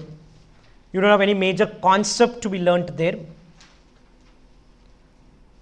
Cost of equity is 3.6 by 40 plus 7%. 3.6 by 40 plus 7%, which is 16%. 3.6 by 40 plus 7%. Cost of preferences, there is a data given about life which is redeemable after 10 years.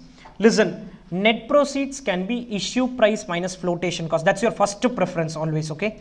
Net proceeds, issue price minus flotation cost is always the first preference. Some question will give you current market price, but they'll say the company is making a new issue. Then you have to take issue price minus flotation cost. Because if a question is asking WACC, obviously the issue is already made because it is there in the balance sheet, issue is already made. But always the first preference is issue price minus flotation cost. This question I don't have anything on that. So my net proceeds is going to be current market price of 75. Net proceeds is going to be current market price of 75. This is not a choice which I would want to take. I would want to take it as issue price minus flotation cost. You will see, I think 1 or 2 problems where both will be there, and we'll take issue price minus flotation. We'll not consider current market price for your working note 1. Working note 1 is individual components. For working note 2, which is WACC calculation, you will consider market weights because the market value would be there. That will be used for market weights calculation. But in this question, it is going to be used for individual components as well as market weights calculation. So cost of preference will be 11 plus 100 minus 75 by 10 whole divided by 100 plus 75 by 2. 100 minus 75 by 10 whole divided by 100 plus 75 by 2. What's the number? 11 plus 100 minus 75 by 2, 100 plus 75 by 2. 13.75 divided by 87.5 into 100. How much? 15.4? Okay, 43%. Retained earnings will be same as cost of equity, no other information. Unless there are information on flotation cost or there are information on personal taxes, I copy the same rate. Retained earnings will be same as cost of equity. Debenture, again I have extra information, redeemable after 6 years, selling at 80 per debenture. Net proceeds will be equal to current market price. Net proceeds is going to be equal to current market price. First preference is issue price minus flotation cost. Unfortunately, that data is not there. So it is going to be, tax rate is 40%. So 8.1, 100 minus 80 by 6, 100 plus 80 by 2. 100 minus 80 by 6 plus 100 plus 80 by 2. 8.1 is the interest on debenture. 13.5 into 1 minus tax rate. How much is the cost of debenture? 12.70. Okay.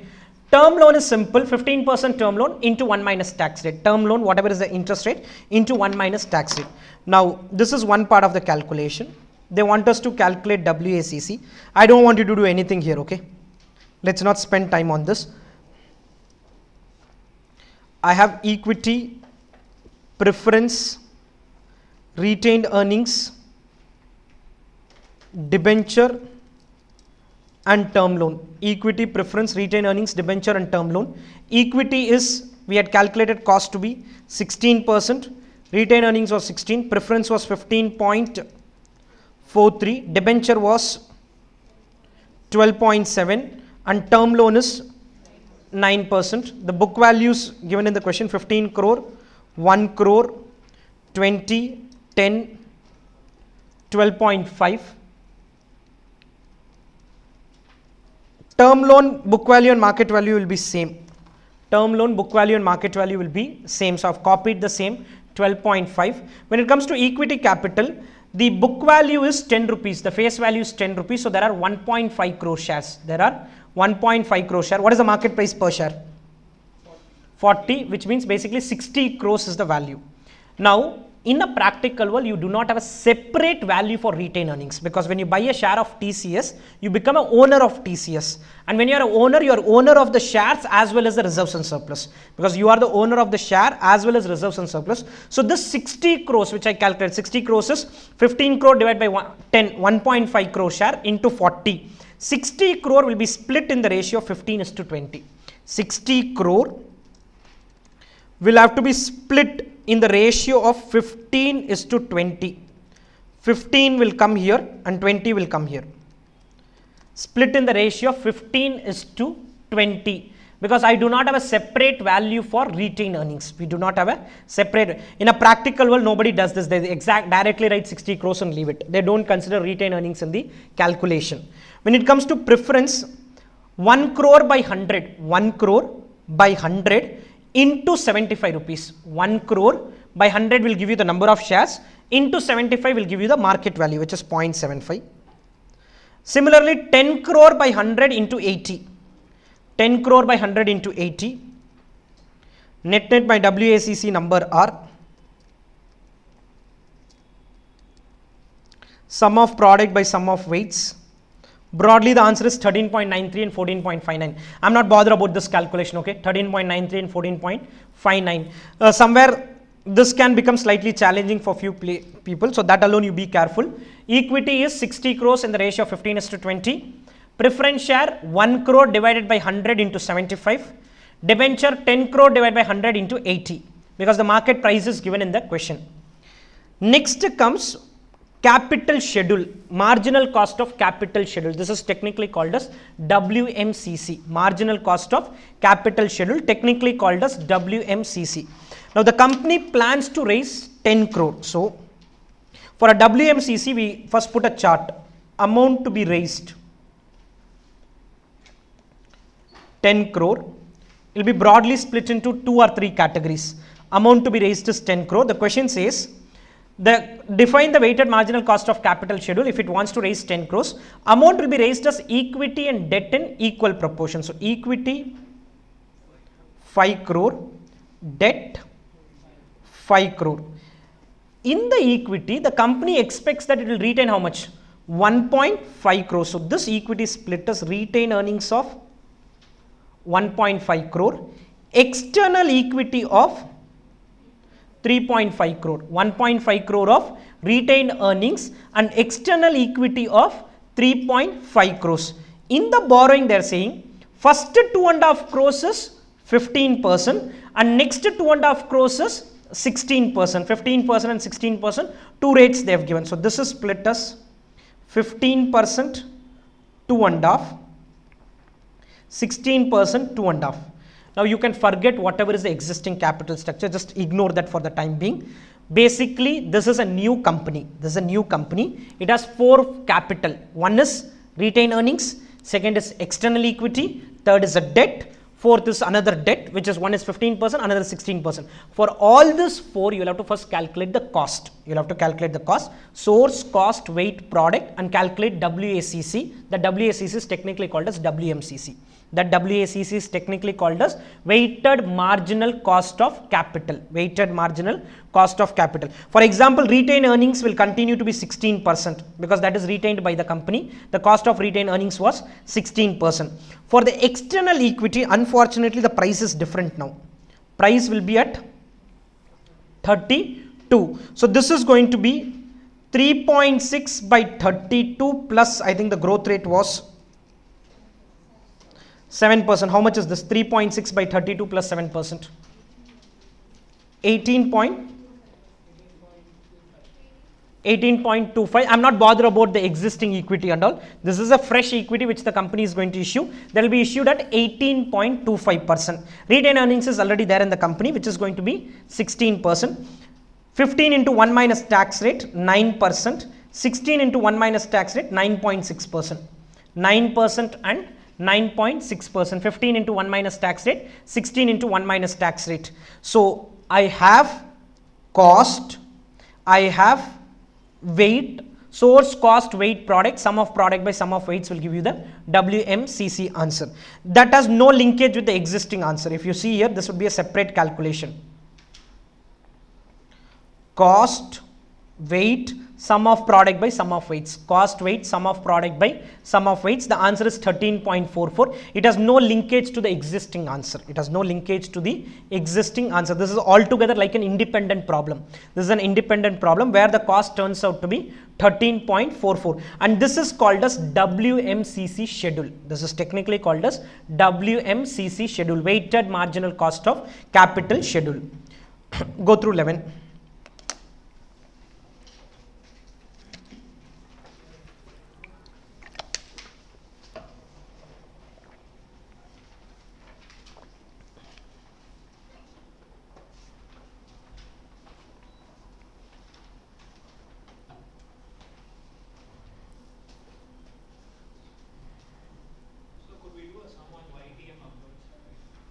That's what we did know, that IRR is YTM.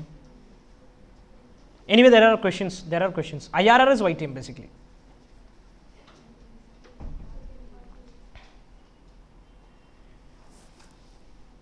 Anyway, I think 2 or 3 questions are there on that aspect. Go through 11.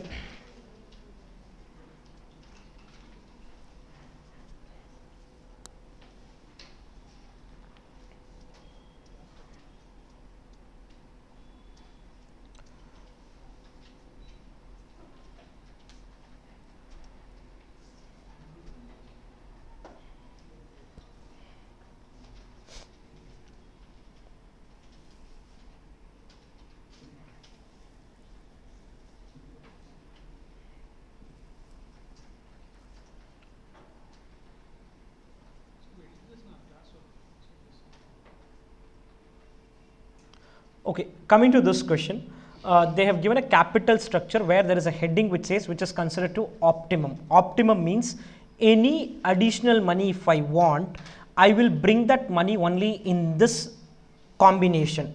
What is the combination? The overall total I think is 24 lakh. Combination is 15%, 5% and 80%.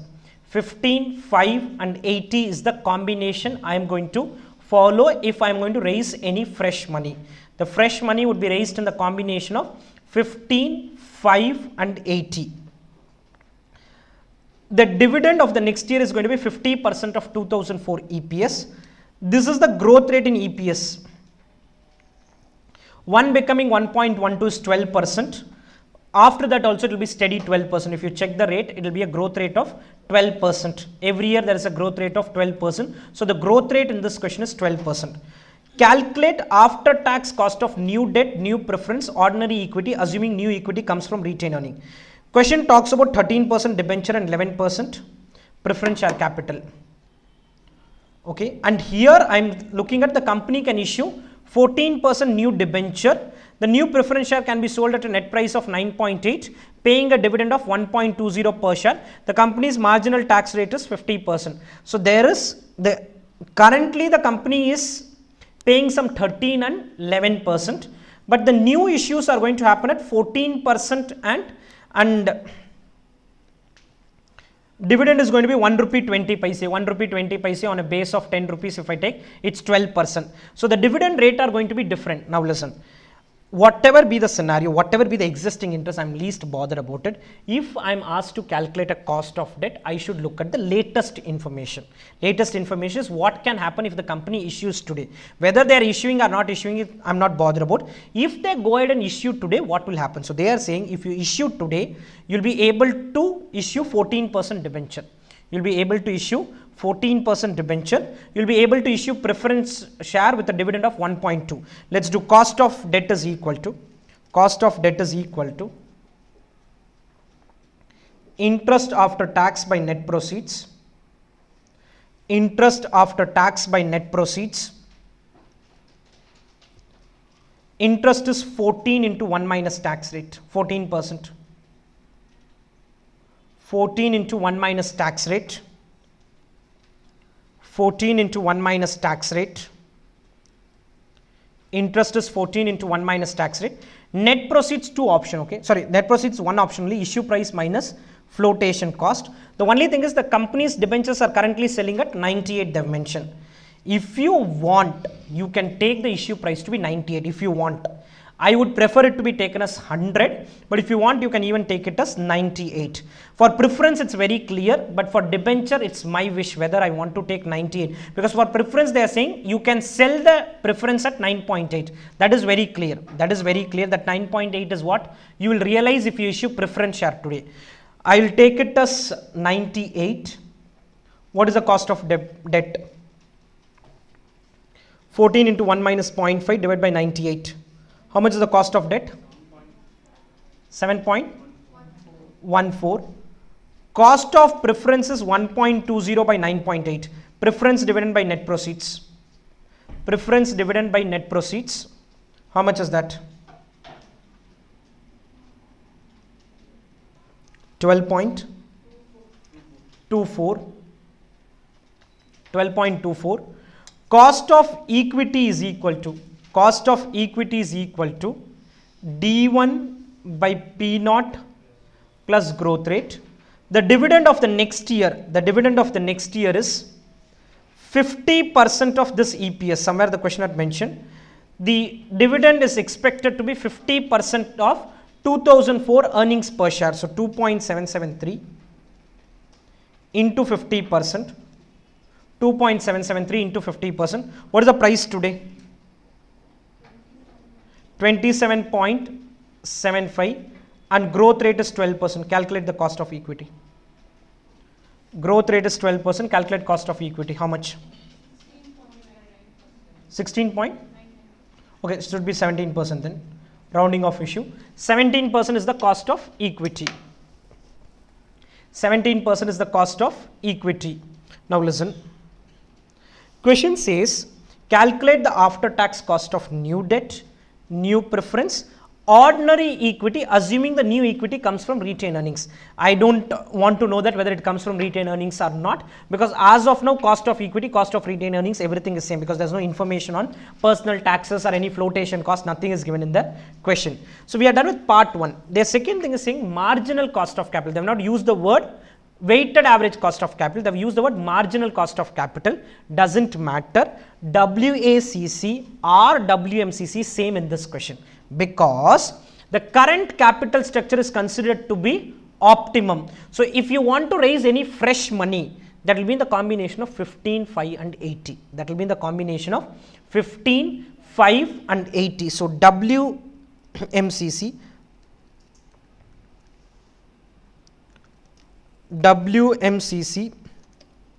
source cost weight product,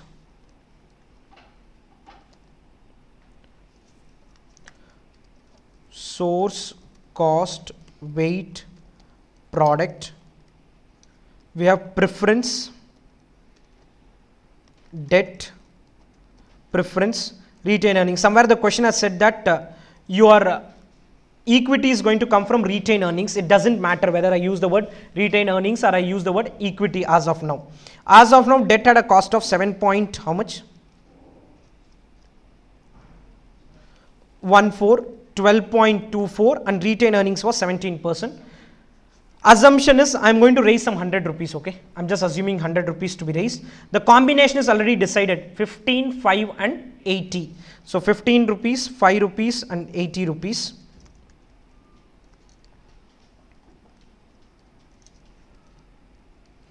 WMCC or WACC is 15.28%. WMCC or WACC is 15.28%. Now, next part of the question says, how much can be spent for capital investment before new ordinary share must be sold, assuming that retained earnings available for next year investment are 50% of 2004 earnings.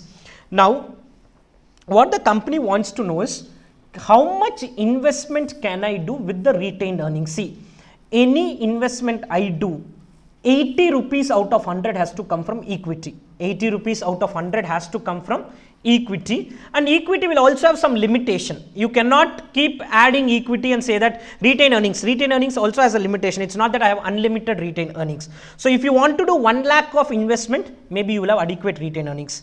1 crore of investment may not be, I don't know, I'll have to do that calculation.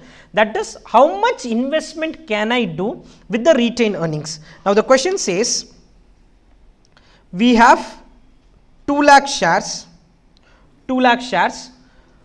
profit is 2 lakh into 2.773, profit is 2 lakh into 2.773, that is earnings per share into the number of shares. So profit after taxes 2 lakh into 2.773, how much is this? And retained earnings is only half of this.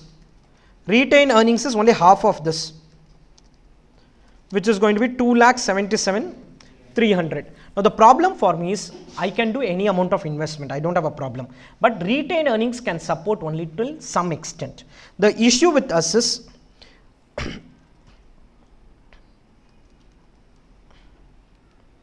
retained earnings has to be equal to 80% of investment. Retained earnings has to be equal to 80% of investment. If investment goes beyond that number, retained earnings will not support it. Retained earnings will not support it. The rule is here. Initially we had written 15, 5 and 80. So whatever, if you are doing 100 rupees of investment 100, retained earnings is 80% of 100. Retained earnings is 80% of 100. So what this can support is 277,300 is equal to 80% of investment. Investment can be 277,300 divided by 80%. How much is this? 3 lakh 46,625. I cannot do any investment beyond this. I cannot do any investment beyond this, because investment beyond this will not be supported by retained earnings. Investment beyond this will not be supported by retained earnings. If you want to go beyond this, which is part 4 of the question, you will have to issue shares at 20 rupees. You will have to issue shares at 20 rupees. So when you are issuing shares at 20 rupees, what will happen is your cost of equity will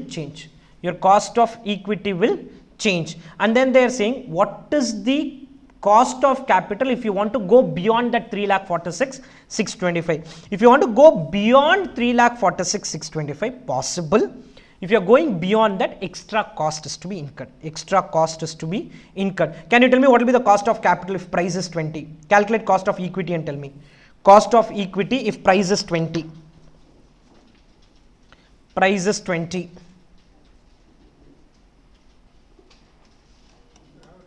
So you're telling out of 3,46,625, we can raise only 2,77,300 from the retained earnings. Yeah, balance will come from debt and preferential.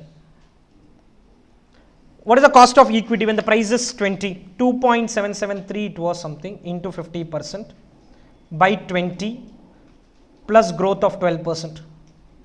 How much is the cost of equity now? 18 point. Okay, so the problem for me now is same table. It will not be equity retained earnings. It will be now this 18.93. And cost will go up to 16.83. From 15.28, it will go up to 16.83 if you want to go beyond that limit. So it's always better if I can use retained earnings for my expansion purpose, because that has a lower cost. Okay, here I think the answer has assumed issue price at par. Okay, issue price is taken as 100. I had taken it as 98. That's an assumption. You can even take it as 100 itself. So 15.26 and 16.80 is the answer here. 15.26 and 16.80.